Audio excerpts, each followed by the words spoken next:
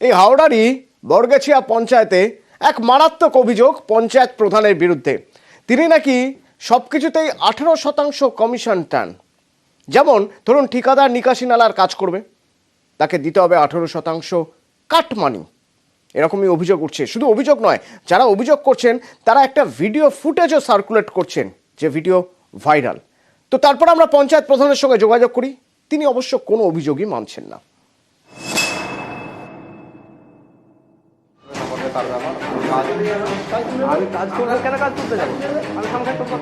পঞ্চায়েত এলাকায় তৈরি হবে 3 কিলোমিটার নিকাশি নালা, 3 লক্ষ টাকার বরাত। এর 18% কাটমানি দাবি। চাঞ্চল্যকর অভিযোগ হাওড়া জগৎবল্লভপুরের বরগাছিয়া 1 নম্বর পঞ্চায়েতের তৃণমূল প্রধানের বিরুদ্ধে। কথোপকথনের ভিডিও ভাইরালের শোরগোল। কাজ যেমন আছে তেমন থাক, প্রধানের কি দাবি আছে সেইটা প্রধানের থেকে শুনবো। প্রধানের সদস্য যেটা বলেছে সেটাই শেষ, তাই তো? 30,000 টাকা না, বলুন না, আপনার কথাটা শুনবো তো। 30,000 তো আমি দিতেই পারবো না, আর 30,000 তো আমি দিতেই পারবো না। কোন কন্ট্রাক্টর দিতে পারবে না পারবে তার ব্যাপার। 15% লেস নেই, 18% লেস নেই। বরাতের 18% কাটমানি। অভিযোগ টিএমসি প্রধান পূজা হাজরার সামনেই ঠিকাদারের সঙ্গে এ নিয়ে দর কষাকষি করেন পঞ্চায়েতের তৃণমূল সদস্য শফিকুল ইসলাম। প্রথমে 18% কাটমানি দাবি করা হয়, তারপর স্পষ্ট জানিয়ে দেওয়া হয় কাজ করতে হলে 30,000 টাকা দিতে হবে। কিভাবে কাজ করবেন আমাদের 30,000 টাকা আমাদের দিবেন। 30,000 টাকা প্রধানকে দিবেন। প্রধানকে 15% লেস নেই, 18% লেস মেরে ফেলবে। মানে প্রধানকে 30,000 টাকা দেবো? দরকার নেই তো। 30,000 টাকা দেবো? আগে শুনে দিলাম, আর কিন্তু ওই গুণ গায়ে চলবে না। আমি কাজ করবো কেন? কাজ তুলতে যাবো? আমি খামখাই তোর কথায় কাজ তুলে নেবো? কাজ করতে আমি কাজ কেন তোর কথায়? আমি টাকা দেবো না, কাজ করবো। আমি খামখাই তোর কথায় কাজ তুলে নেবো? ঘর করার জন্য প্ল্যান করার জন্য এসেছিল, তারপর বলে তাই দিতে এত ডোনেশন লাগবে। তা 40,000 টাকা দিয়েছিল, দিতে তারপর ফের 8,000 টাকা দাবি করেছে। 7,000 136 টাকা করার পর না এই কোনো স্লিপ দেয় না। যে অ্যাকাউন্টে ফেলে পাঠিয়েছে সেই অ্যাকাউন্টের আমার কাছে প্রুফ আছে। শফিকুল সালার কাজীর অ্যাকাউন্টে। এটা পুরোটাই মিথ্যা কথা। এই সব কাজ করে বেড়াচ্ছে আমাদের উপপ্রধান সাহেব। ধমকে ধমকে বন্দুকের ভয় দেখিয়ে কাজগুলো করছেন। আমি এটা আপত্তি করেছেন বলে কালকে উনি আমার উপর আক্রমণ করেছেন এবং আমার উপরে রান্নার সঙ্গে হুমকিও দিয়েছেন। এরকম কোনো বিষয় আমার নজরে নেই। এরকম কোনো বিষয় আমার নজরে আসলে বা কেউ কোনো অভিযোগ করলে নিশ্চয়ই বিষয়টা আমরা খতিয়ে দেখব। এরকম কথা প্রধান এর আগে কোনোদিনও বলেনি, আমি এই প্রথম শুনছি। হাওড়া থেকে দেবাশিস চক্রবর্তী, নিউজ 18 বাংলা। প্যাকেটে লেখা দার্জিলিং চা, দার্জিলিং টি, কিন্তু আসলে জাল, নকল, ভেজাল, নেপাল থেকে আসছে। কিন্তু আপনি ধরবেন কি করে বুঝবেন? আম আদমি তো ধরতে পারবে না। কিন্তু চেকিং যে হবে, সেই চেকিংয়ে যে ধরা পড়বে তার জন্য তো বিস্তর সময় লাগবে। যাতে সময় না লাগে তার জন্য এবার রাজ্যের উদ্যোগ। 2টি জায়গায় টেস্টিং ল্যাব খোলা হচ্ছে, তার মধ্যে একটি অবশ্যই নেপাল সীমান্তে। যে টেস্টিং ল্যাব থেকে আধ ঘন্টার মধ্যে জানা যাবে दार्जिलिंग टी असल ना नकल। दार्जिलिंग में चाय तो एक सेरा है। मैं जब पहले यूएसए गया था, यूके गया था, जो वेटिंग लाउंज होता है उसमें जो चाय का पैकेट है उसका नाम पे दार्जिलिंग टी लिख के रखा। मेरे को बहुत खुश आया। दार्जिलिंग चा जगत जोड़ा ख्याति, সেই চায়ের বাজারেই ধস। কারণ বাজারে ছেয়েছে নকল দার্জিলিং টি, নেপাল কিংবা অসমের সস্তার চা। সেসবই দার্জিলিং টি নামে বিক্রি হচ্ছে বাজারে। दार्जिलिंग का टी का नाम पे कोई खराब टी भी भेजते हैं जो दार्जिलिंग का नहीं है, इसको बदनाम करने के लिए।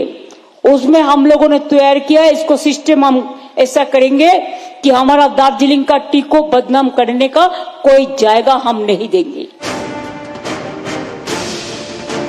মুখ্যমন্ত্রীর নির্দেশের পরেই তৎপর প্রশাসন। নকল দার্জিলিং চা ধরতে ল্যাবরেটরি তৈরির উদ্যোগ নিয়েছে রাজ্যের টি অ্যাডভাইজারি কমিটি। চা পরীক্ষার জন্য উত্তরবঙ্গে 2টি ল্যাবরেটরি তৈরি হচ্ছে। একটি নেপাল সীমান্ত লাগোয়া দার্জিলিং এর পানি ট্যাঙ্কিতে, আরেকটি অসম সীমানায় কোচবিহারের তুফানগঞ্জে। কেন্দ্রীয় সরকারের food safety and standards authority of ইন্ডিয়ার গাইডলাইন মেনে তৈরি করা হবে এই 2 ল্যাবরেটরি।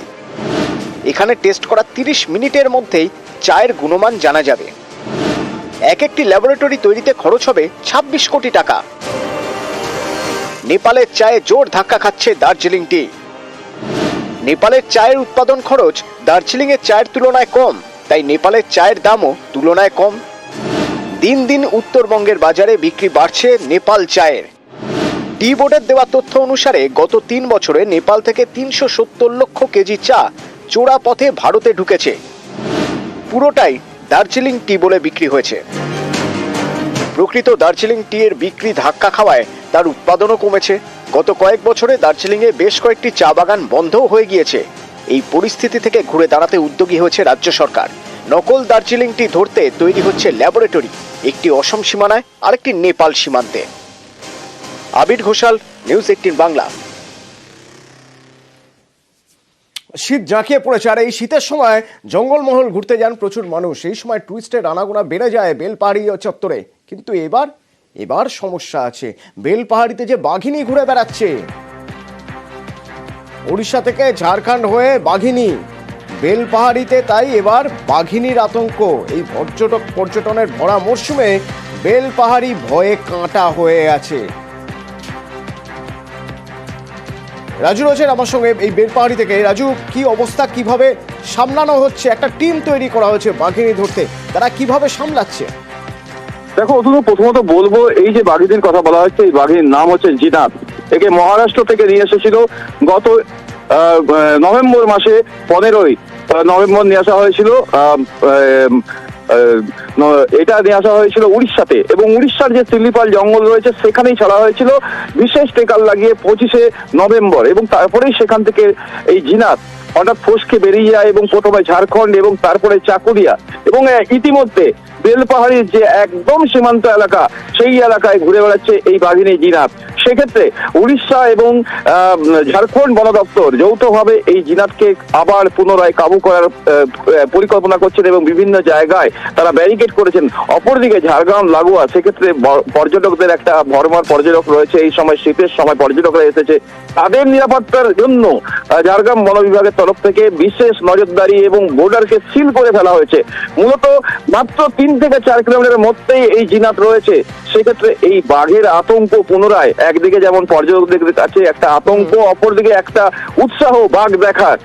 সেই ক্ষেত্রে পর্যটকরাও যেমন ভিড় করছে, ঠিক তেমনই আবার বন দপ্তর, প্রশাসন সতর্ক রয়েছে যাতে পর্যটকদের কোনো রকম কোনো ক্ষতি না হয়। উল্টে পর্যটকদের মধ্যে অবশ্য অনেকের মধ্যে উৎসাহ আছে যে যদি এইভাবে জঙ্গলে বাঘ দেখা যায় চোখের সামনে, তার থেকে ভালো আর কি বা হতে পারে। বাঘ বেরিয়েছে, আশাপাশি জঙ্গল এলাকাগুলোতে রয়েছে। ফরেস্ট থেকে কি কোনো সতর্ক করছে যে বাঘ বেরিয়েছে? ফরেস্ট থেকে সতর্ক করেছে, সামনে যাবে না, দূরেও যাবে না, ভয় তো প্রচন্ড লাগছে।